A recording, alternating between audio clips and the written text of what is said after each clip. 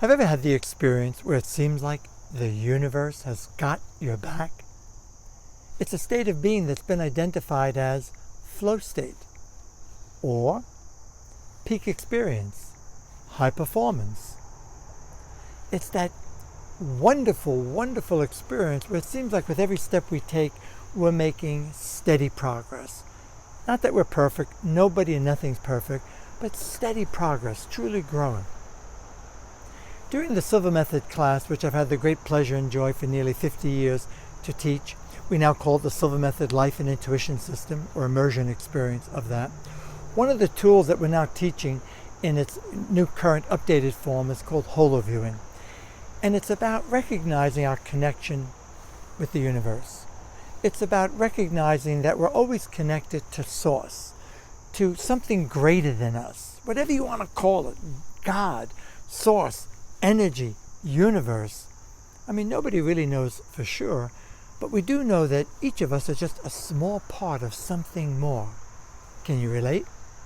So I'd like to tell you a short little story and see if you can relate to this. I can remember way back, this is 1973, late August and into early September. I had just returned from Laredo, Texas. I had attended a Silva Method instructor training that Harry McKnight, Jim Needham, Neil Sheets facilitated.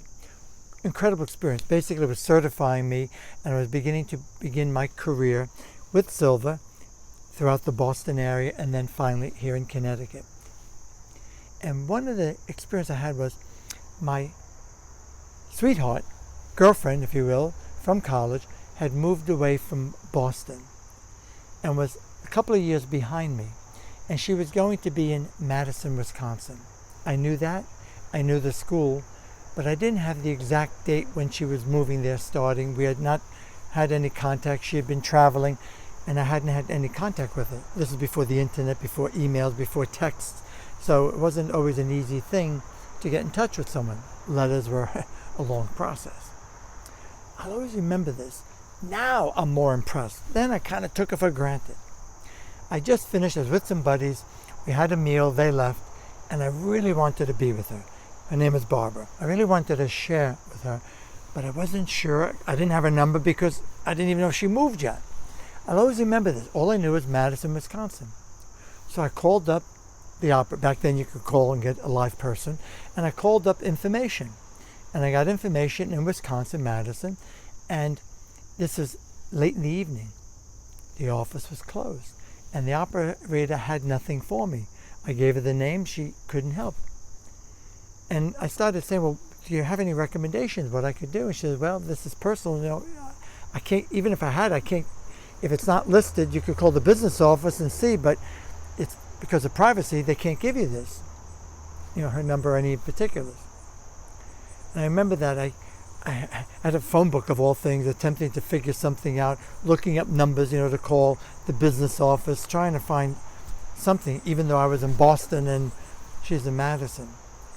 And I fell asleep on the bed. I crashed, fully clothed, thinking that somehow, some way, I would connect.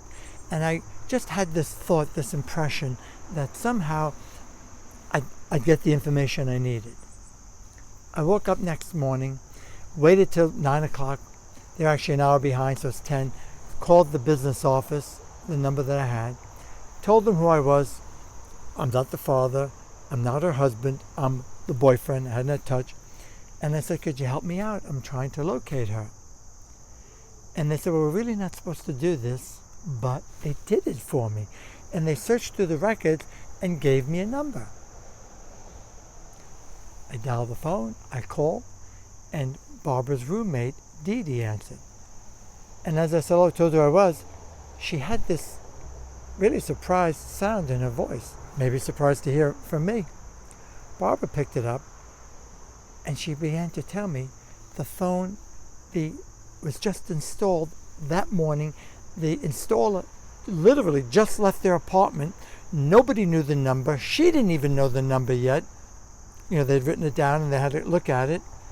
And here I was, the very first call, about 5 minutes after the installer left. I'll always remember that.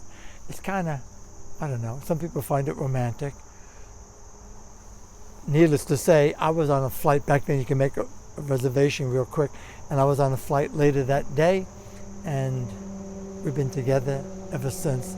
We've been married, we've been married since 1978. You could do the math, 41 years. We've been together since 1972.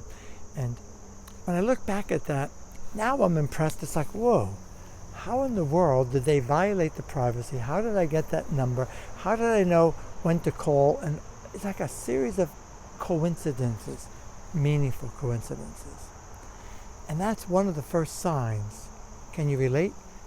One of the first signs you want to look for is when it seems like the universe has got your back, you will experience meaningful coincidences or synchronicities. When any two complementary forces come together to make something better, it seems to go beyond mere coincidence. So how do you get into that state? Surest way? Gratitude. Gratitude. You want to be in a constant state of gratitude, feeling appreciation for anyone, anything in your life. It could be the good weather. It could be the sunny skies. It could be the unexpected bonus. It could be a smiling face to somebody or a friendly gesture. It doesn't matter. But to be in that state and to appreciate, it's the surest way to have more and to sustain the flow state. The biggest mistake would be to complain about what we don't have. Oh, I could have done better. I should have done better. No.